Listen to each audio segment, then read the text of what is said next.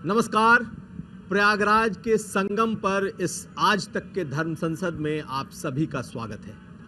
आज तक के इस धर्म संसद में हमारे अगले मेहमान हैं उत्तर प्रदेश के डिप्टी सीएम ब्रजेश पाठक। और इस कुंभ को लेकर इसलिए भी इन पर नज़र है कि ये कितना सुरक्षित ये कुंभ होने जा रहा है। तो ब्रजेश जी, सबसे पहला सवाल आपसे यही है कि ये जहाँ 40 करोड़ लोग आप उम्मीद कर रहे हैं आएंगे, आप लोगों ने घूम घूम कर पूरे देश में लोगों को न्योता दिया है, ये कुंभ कितना सुरक्षित होगा? ये संगम तट पर प्रयागराज में जो महाकुंभ होने जा रहा है, ये अद्भुत, विहंगम, अलौकिक, दिव्य, सुरक्षित महाकुंभ होने जा रहा है। सारी व्यवस्थाएं चाक चौबंद कर ली गई हैं।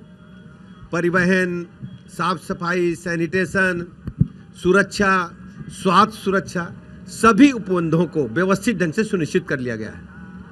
लेकिन इन दिनों लोगों में एक डर भी है, जो HMPV वायरस जिसको कहा जा रहा है कि भाई ये इस वक्त आया है, देश में भी कई उसके केसेस सामने आ गए हैं।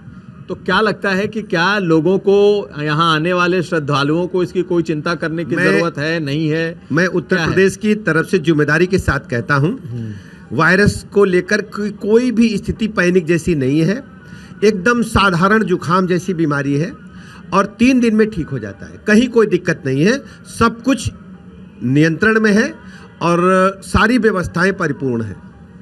तो लोगों को बिल्कुल पैनिक नहीं करना, बिल्कुल चिंता करने की जरूरत नहीं है। आपकी कितनी तैयारी है इस कुंभ को लेकर? आप चूंकि स्वास्थ्य मंत्री भी हैं, तो क्या क्या तैयारियां हैं? स्वास्थ्य विभाग ने पूरी व्यवस्थित ढंग से जिम्मेदारी के साथ काम किए हैं।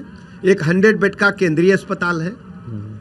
इसके अलावा 23 अन्य अस्पताल जो 20 बेड से लेकर के 10 बेड तक के हैं, कुंभ मेला परिसर में बनाए गए हैं। लगभग 600 बेड यहाँ उपस्थित हैं। कभी भी कोई ऐसी स्थिति आती है तो 600 इंडोर पेशेंट्स हमारे पास रहेंगे। और मुझे बताने में प्रसन्नता है कि यहाँ पर सारी व्यवस्थाएं उपलब्ध हैं। ICU बेड से लेकर के मैटरनिटी सुविधाएं भी हैं। अभी आपने देखा होगा, कुछ दिनों पूर्व अखबार में आया था कि 3 बच्चों की, नवजात शिशुओं की किलकारी कुंभ मेला क्षेत्र में गूंजी। हमारे केंद्रीय अस्पताल में 3 बच्चों ने जन्म लिया। बेटी का नाम गंगा रखा गया है और बेटे का नाम कुंभ। इस प्रकार से हम कह सकते हैं कि इस महाकुंभ परिक्षेत्र में सारी व्यवस्थाएं स्वास्थ्य की दृष्टि से हैं। 125 एम्बुलेंस तैनात की हैं केवल महाकुंभ परिक्षेत्र के लिए। उसमें 15 ambulances ALS advance life support system से युक्त हैं। आप देख रहे हैं पीछे संगम तट है। माँ गंगा के जल में, संगम में स्नान के दौरान यदि कोई घटना घट जाती है तो 7 रिवर एम्बुलेंसेज भी तैनात की गई हैं। एयर एम्बुलेंस को भी हमने एयरपोर्ट पर खड़ा करके रखा कि विषम परिस्थितियों से निपटने के लिए मरीज को तत्काल हम उच्च कोटि के देश के किसी भी अस्पताल में पहुंचा पाएं।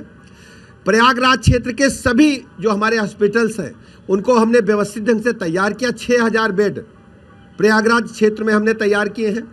मेडिकल कॉलेज को अलर्ट मोड पर रखा है। आसपास के जितने भी प्राइवेट हॉस्पिटल और चिकित्सक हैं सभी को हमने सतर्क मोड पर रखा है। जो हमारे कैथ लैब है हृदय रोगियों के लिए, उनको भी हमने सतर्कता के मोड पर रखते हुए उनके साथ MOU भी साइन किया है। कहीं कोई परिस्थिति ऐसी बनती है तो हर स्थिति से निपटने के लिए हम सब तैयार हैं। 40 करोड़ लोगों के लिए आपको लगता है कि इतना पर्याप्त है? पूरी तरह से पर्याप्त है। और हर स्थिति से निपटने के लिए हम लोगों ने बड़ी संख्या में चिकित्सकों को, पैरामेडिकल स्टाफ को तैनात किया। हम जहाँ बैठे हैं ठीक पीछे त्रिवेणी और माँ गंगा विरल बह रही हैं। आपको लगता है कि जल इतना शुद्ध है कि आचमन के लायक है, पीने के लायक है? क्योंकि पर्यावरण विदों ने और NGT तक ने सवाल उठाए। ये सब पुरानी बातें हैं। पूरी तरह से जल शुद्ध है, सुव्यवस्थित है। धार आपको दिख रही है और संगम तट पर आप जाएंगे तो साफ साफ दिखेगा कि माँ गंगा के जल का रंग आपको दिखेगा। वो हल्का सा पीला है, मटमैला है। पास में आप माँ यमुना को देखेंगे, उनकी धार में किशन कन्हैया पले हैं, खेले हैं। नागनथैया वहाँ रहता है तो इसलिए उसका रंग थोड़ा काला है। और पास में वहाँ देखेंगे आप, किले के पास में वहाँ सरस्वती कोप है। माँ सरस्वती कूप में विद्यमान है, उनका रंग पूरी तरह से उज्जवल है। ये संगम तट है, ये दुनिया में ऐसा नज़ारा कहीं देखने को नहीं मिलेगा।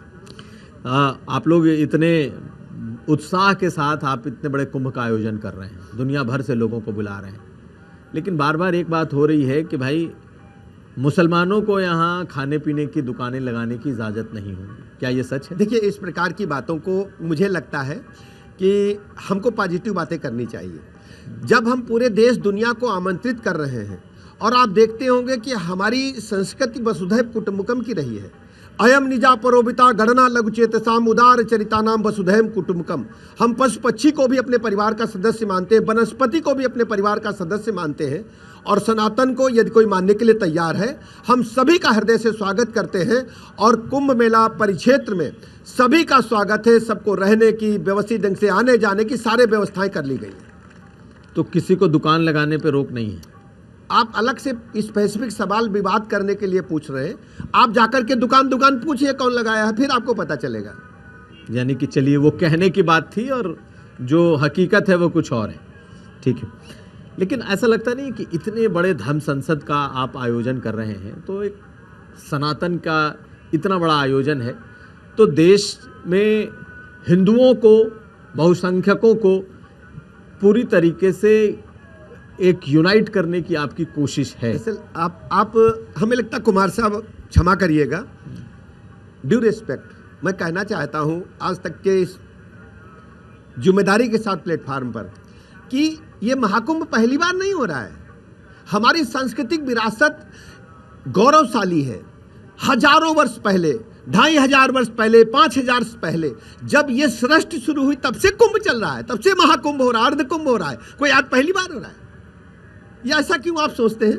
ये हमारे लिए गौरव का पल है कि हम उत्तर प्रदेश के लोगों की कृपा की वजह से हमें सरकार में रहने का अवसर है, और हमको ये अवसर ईश्वर ने दिया है कि हम अपने संत महात्माओं का, जो हमारी पुण्य आत्माएं आ रही यहाँ पर कुंभ में स्नान करने के लिए, पुण्य प्राप्त करने के लिए, उनके चरणों की सेवा का अवसर मुझे मिला है। ये हमारे ऊपर ईश्वर ने कृपा की है।